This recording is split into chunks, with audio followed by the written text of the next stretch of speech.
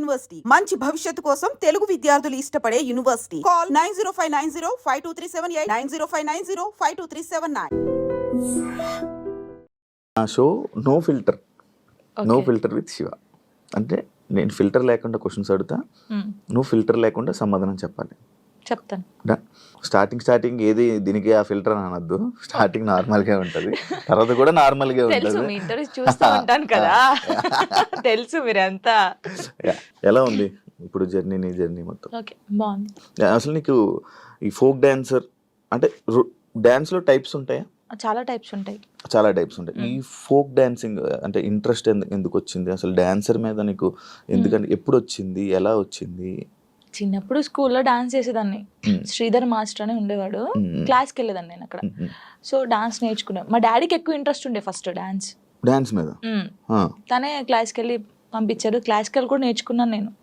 Classical చేశాను. తర్వాత నార్మల్గా ఉంటాయి కదా మన ఊర్లలో ఏం చేస్తారు, కాంపిటీషన్స్ పెడతారు. అలాగే చేసేదాన్ని ఎక్కువ కాంపిటీషన్స్. నేను డాన్స్ అంటే చిన్నప్పుడు అంత లేదు కదా, అలా డాన్స్ నేర్చుకుని. శ్రేయ హీరోయిన్ తెలుసు కదా, తను డాన్స్ చేస్తుంటే టీవీ దగ్గర కూర్చొని ఇలాగే చేస్తాను. బాగా నేను ఇలా చెయ్యాలి, తనని చూసే నేను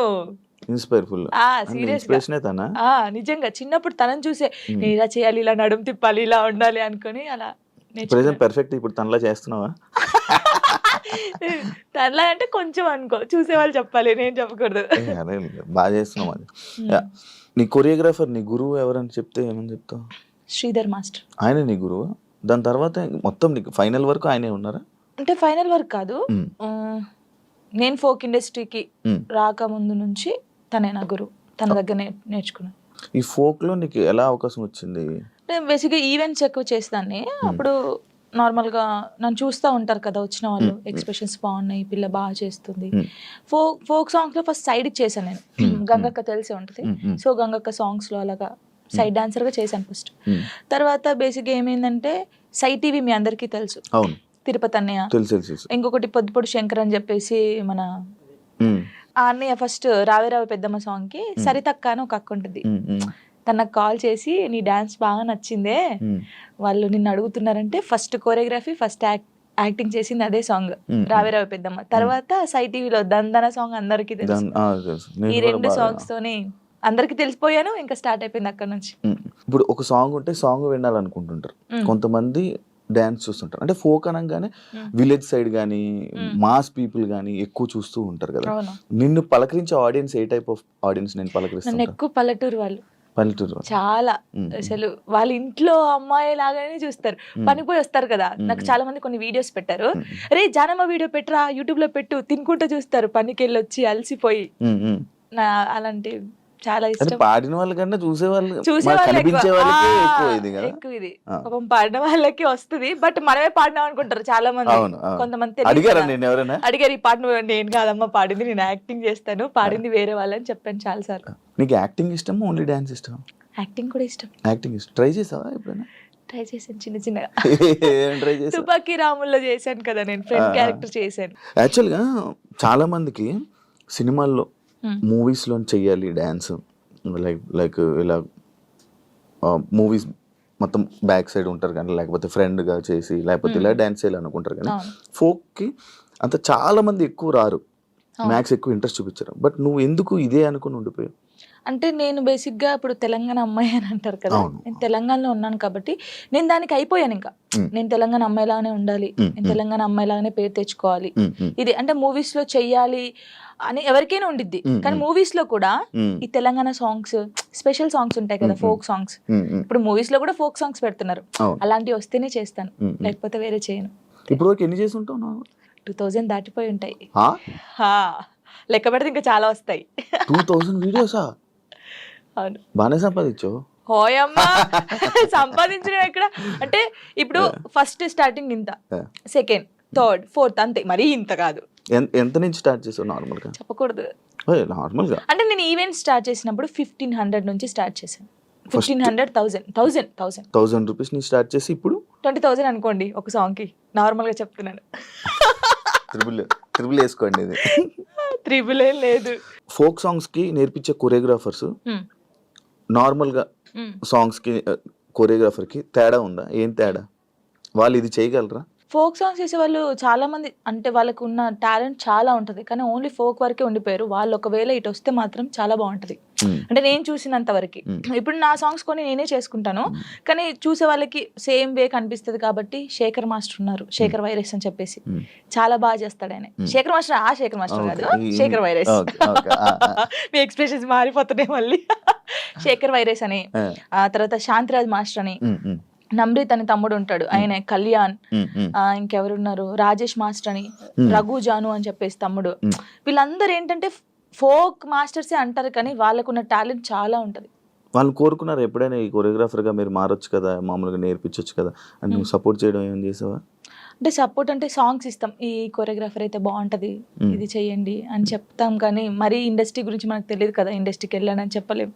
ఇప్పుడు ఇండస్ట్రీ పర్సనే కదా. ఇప్పుడు చేస్తాను. ఒకవేళ ఎవరైనా అడిగితే వీళ్ళు ఉన్నారు మాస్టర్ తీసుకోండి, లేకపోతే వీళ్ళు ఉన్నారు తీసుకోండి అని చెప్తాం. ఇండస్ట్రీలోకి వచ్చాను అబ్బా, ఇండస్ట్రీలోకి అనవసరంగా వచ్చానే, లేకపోతే ఈ ఫీల్డ్ లోకి రాకుండా ఉండాల్సింది అని నీకు ఎప్పుడైనా అనిపించింది? ఎప్పుడు కొన్ని కామెంట్స్ చూసినప్పుడు ఏంద్రా ఈ బాధ, నాకు అసలు నేను ఎందుకు డాన్సర్ అయ్యాను, ఎందుకు అంటే ఈ ఫీల్డ్కి ఎందుకు వచ్చాను, అసలు మన సాంగ్స్ హిట్ కాకపోతే బాగుండేది, ఏదో నార్మల్గా చేసుకొని ఉంటే అయిపోయేది. ఈ హిట్ అయిన తర్వాత కొంచెం పేరు వచ్చిన తర్వాత ఈ కామెంట్స్ అసలు ఈ తలనొప్పి అవసరమా మనకు అనిపించింది. ఏం కామెంట్స్ వచ్చేవి నీకు నార్మల్ డాన్స్ చేసేటప్పుడు? అదే సేమ్ డాన్స్, సేమ్ ఎక్స్ప్రెషన్స్, ఏంట్రా బాబు యూట్యూబ్ లో ఒకతే ఉందా తీసేయండిరా ఇవి.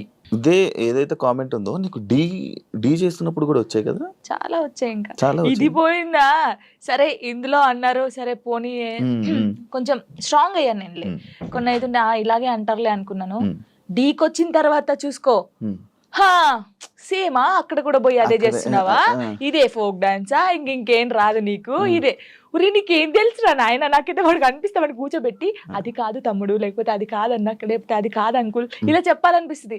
నీకేం తెలుసురా డాన్స్ గురించి, ఏ సాంగ్ ఎలా మీరు నన్ను చూస్తున్నారు 5 years నుంచి, ఒక అమ్మాయిని డాన్స్ చూస్తున్నా, ఎక్స్ప్రెషన్స్ చూస్తుంటే వానికి వెరైటీగా ఏం కనిపిస్తుంది చెప్పండి మీరు?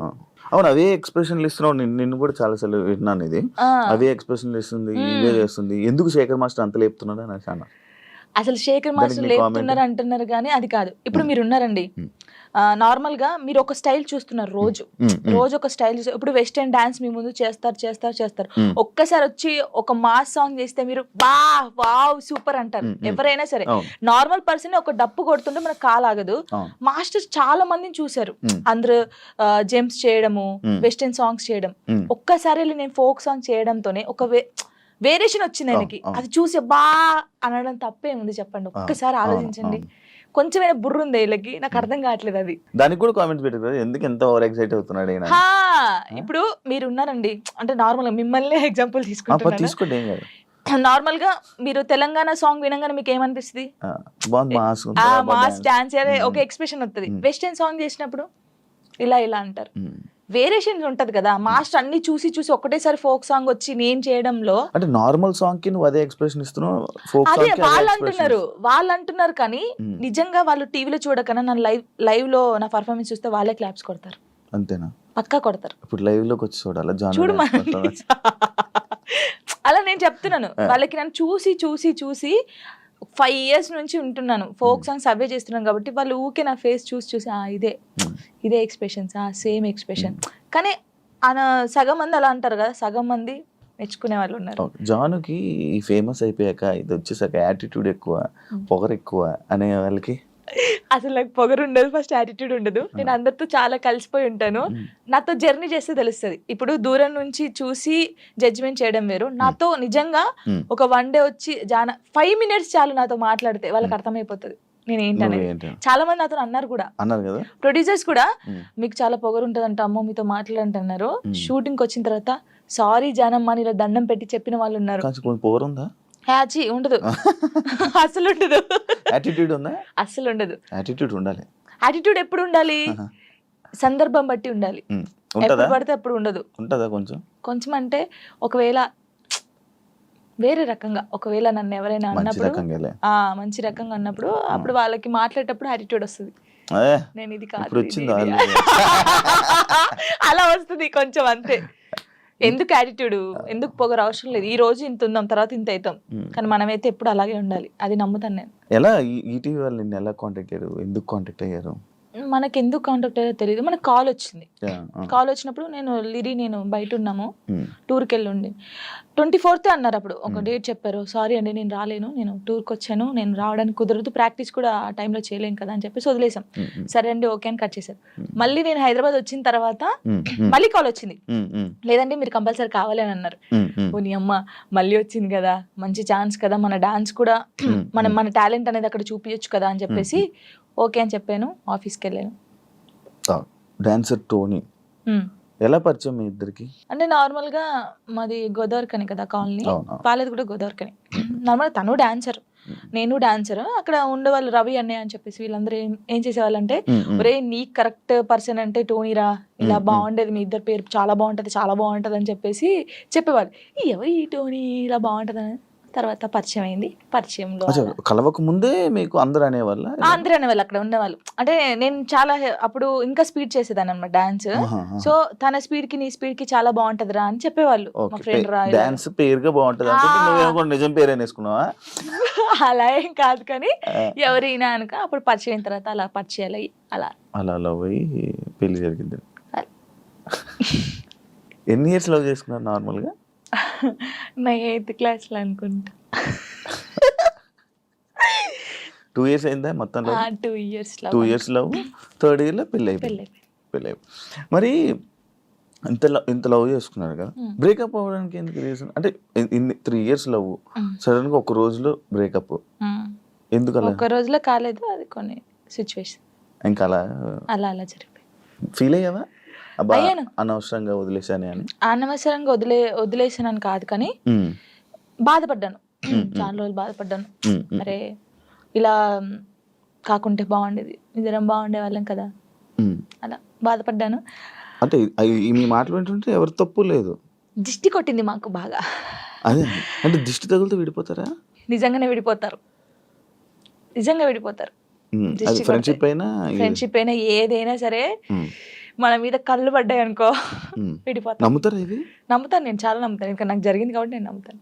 దిష్టి వల్లే విడిపోయింది. ఇప్పుడు తమిళ పెట్టండి, దిష్టి పల్ల విడిపోయిన వీళ్ళిద్దరు ఎందుకయ్యా సామి ఇదంతా నాకు అనిపిస్తుంది ఇప్పుడు. ఏమైనా స్ట్రగుల్స్ ఫేస్ చేసావా విడిపోయినాక? లైక్ పెళ్ళి అయ్యాక కానీ లేకపోతే విడిపోయాక కానీ?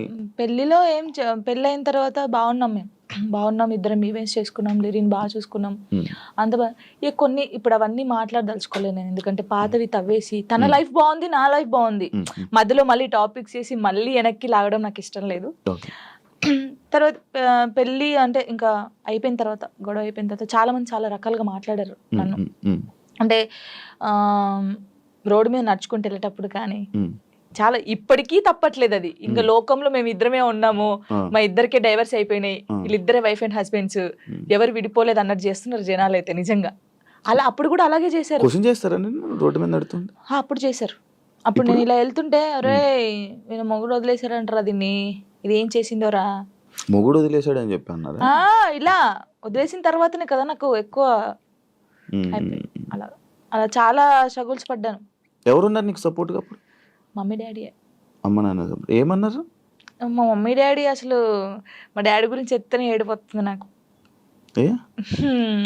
అంటే మా డాడీ ఎలా అంటే, వీళ్ళకి ఎలా ప్రేమ చూసుకోవాలో తెలియదు మా మమ్మీ డాడీకి. ఫస్ట్ ఆఫ్ ఆల్ మా డాడీ గురించి నేను ఎప్పుడు ఎక్కడ మాట్లాడలేదు. ఇక్కడ అంటే అందరూ లవ్ యూ డాడీ, ఇప్పుడు ఈ జనరేషన్ లో అప్పుడు అంటే వాళ్ళకి తెలియదు. ఇప్పుడు మనం ఏడ్చిన ఎందుకు